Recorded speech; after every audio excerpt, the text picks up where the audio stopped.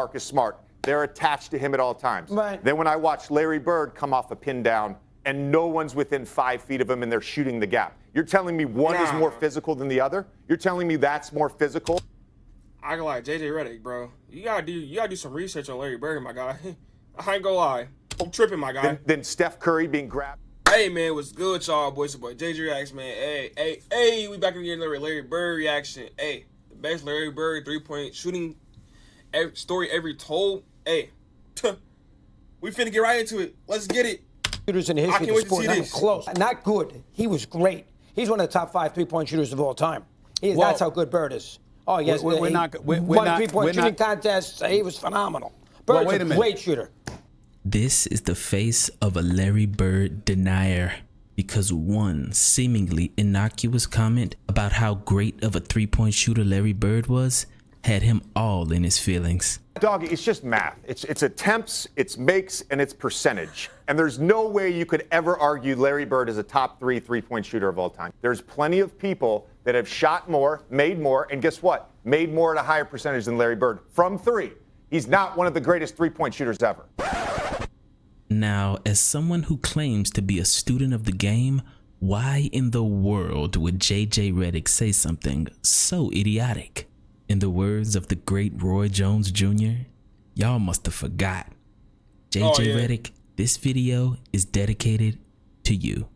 I lived that 80s era, and Larry Bird was one of the greatest 3-point shooters that's ever played this game. Fuck percentages. It ain't about that. It's about hitting big shots, things that he couldn't do as a player. Larry Bird hit more big 3-point shots than anyone, even to this day, and he did it in supreme fashion while trash talking every step of the way. We're playing Phoenix and we're way different, ahead, okay? bro. When we're down in the old Saddle Dome that they had outside. Right. And Larry, you know, we're playing good as a team. Larry has the worst fourth quarter known to man. I mean, he's throwing the ball to the other team. I'm like, good Lord, we had like a 15-point lead. Next thing you know, we're down 2. And I'm like, how in the world are we going to lose this game, man? So we have a play, out of bounds play. Larry says, I'm going to bust off the play, and I'm just going to come out, and I'm going to shoot a 3. And I'm like, no, don't do that. I'm like, let's shoot a 2, please. Go to the hole, try to get fouled. Let's just get into overtime, see if we can't win this game. So, you know, Larry not only tells me that, he walked by the bench and says, you know, typical Birdie, just real slow, fixing to bust a 3 on your guys and go home. And so he breaks the play. Max looking, loops it to Bird, a runner. Oh my goodness. It's good! It's good! And the Celtics win it! That's just crazy. And the Celtics win it! 103 to 101, a 3-pointer by Larry Bird at the buzzer.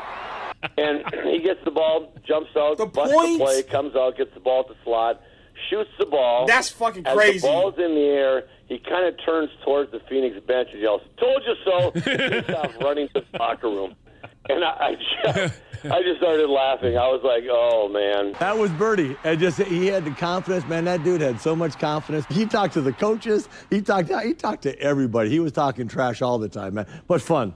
Great competitor, man. And what Kevin McHale failed to mention is that Larry Bird had not taken a single 3-pointer that entire game. Hey, JJ, I hope you're listening. Larry Bird was the first player to make the 3-point shot a strategic weapon. You weren't out there taking 14 or 15. He liked to use it as a dagger in the fourth quarter. Nobody else used it as strategically as Larry Bird did. Even Michael Jordan understood that shooting too many threes was not the best way to win. Here's Jordan for 3. Yes! Did you see that look? When you have that mentality, as I found out in the first game, of making threes, you don't go to the hole as much. You go to the 3-point line and you start sitting there waiting for someone to find you. And that's not my mentality. And I don't want to create that because it takes away from all phases of my game. My game is a fake drive to the hole, penetrate, dish off, dunk or whatever. But for some reason, JJ Redick actually thinks basketball is just a math equation. And he couldn't be more wrong. Just because 3 is more than 2 doesn't mean you should jack up a bunch of 3s. Larry Bird not only was a great 3-point shooter, but he had one of the highest basketball IQs in NBA history. And even he never averaged over 4 3-point attempts per game in any season. But he shot them and made them when they truly mattered, like in this game when the Celtics were down by 3 with 7 seconds to go. That shows a lot right there, bro. When you like clutch time, you make a 3 when it matters, bro. That tells a lot about just that right there, bro.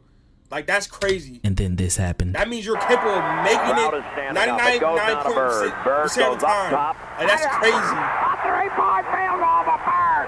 4 seconds left. He hits it, and it's all tied up again. My goodness.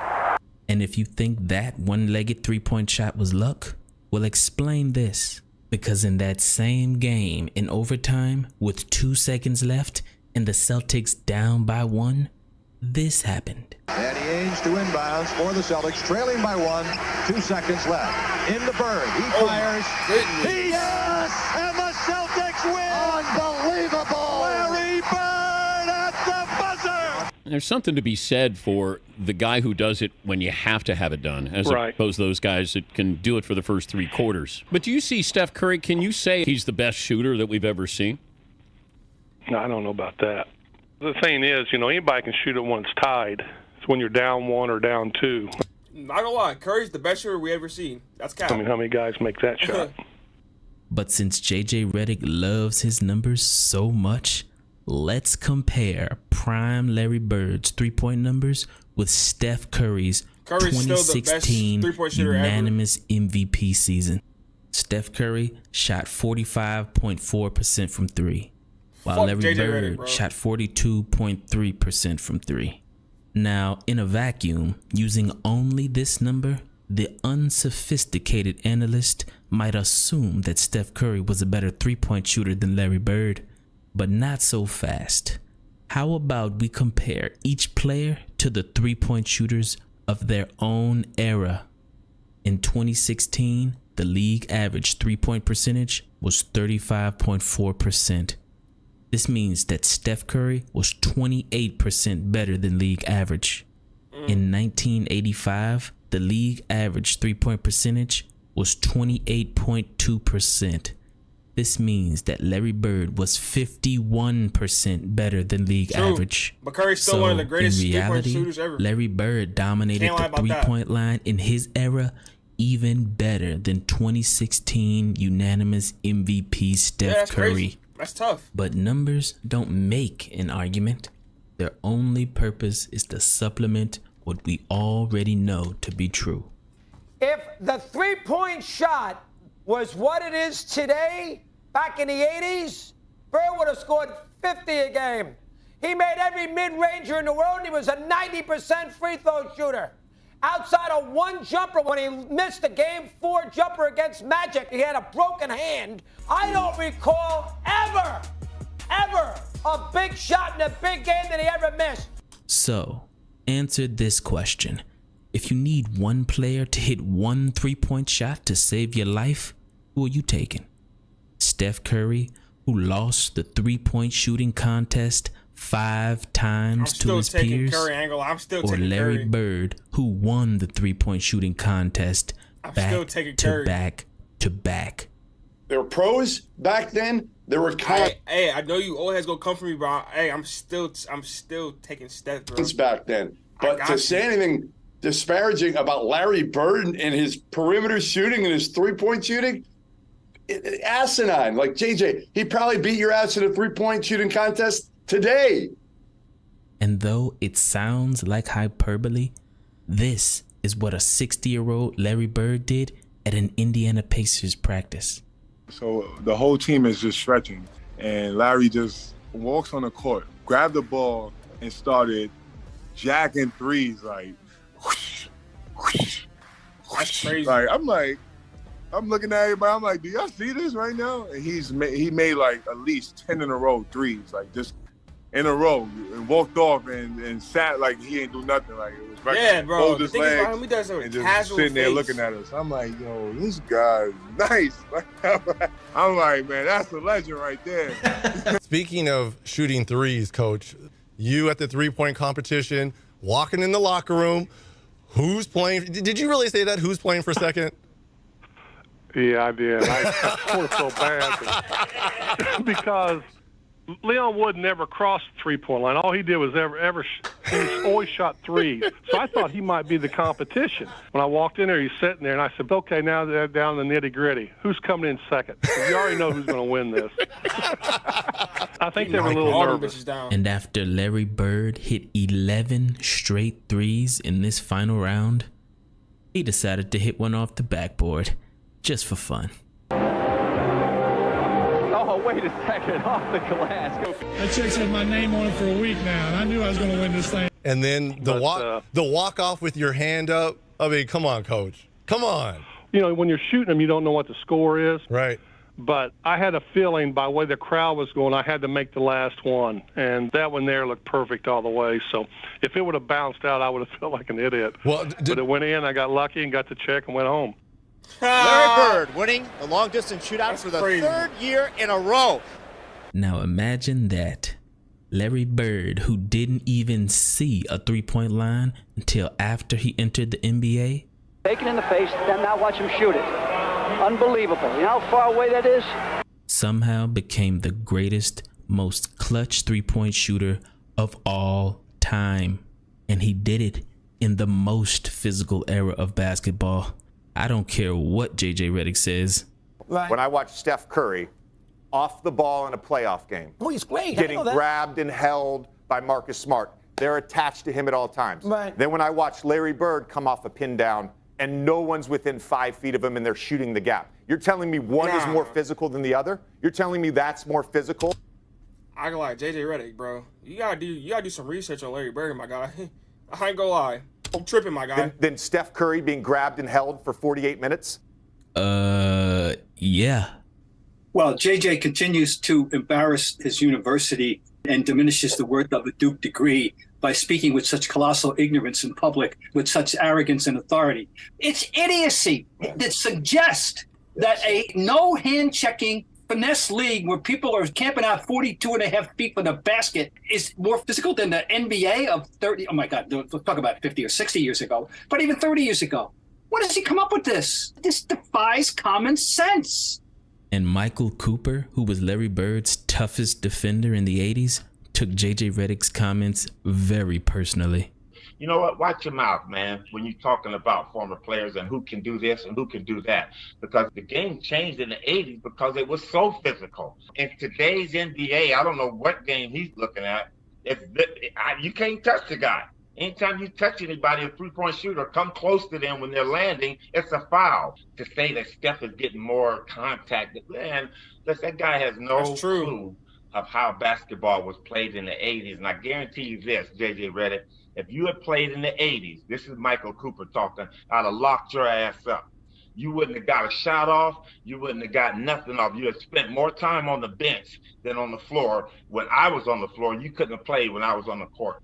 I mean, for JJ Redick to disrespect an entire generation of basketball players, what did he expect?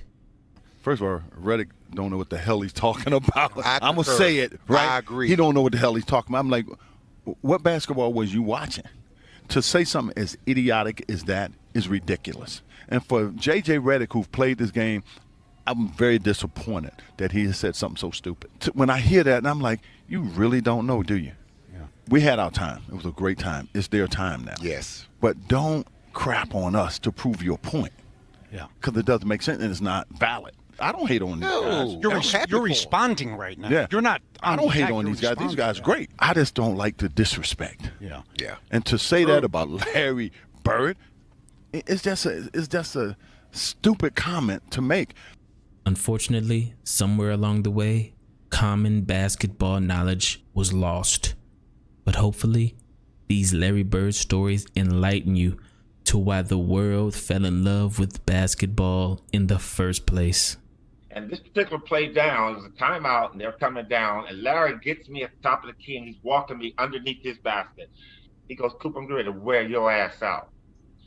What? Okay, I get down to my best defensive stance. He goes down the lane, he comes off the left side, and Robert Parrish sets a pick. And we knew the play. We knew what was coming up.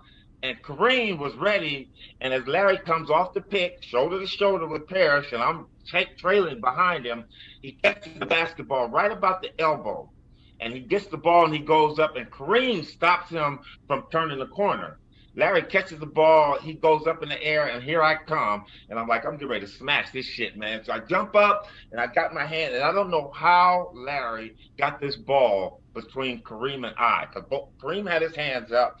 I'm coming with my right hand, and he hit a great pass. Like I said, I don't know how he got it to him. Hits Robert Parrish, and Larry looks over his shoulder at me, and he laughs. He said, I told you, motherfucker. And you know what? But it's also had a telling effect on Michael Cooper underneath the basket. They're wearing him out. Hey, that's what made Larry larger than life, because if anybody in today's game, maybe Steph Curry comes off that, they force that shot up there. They try to get the shot off, but that's the difference between Larry.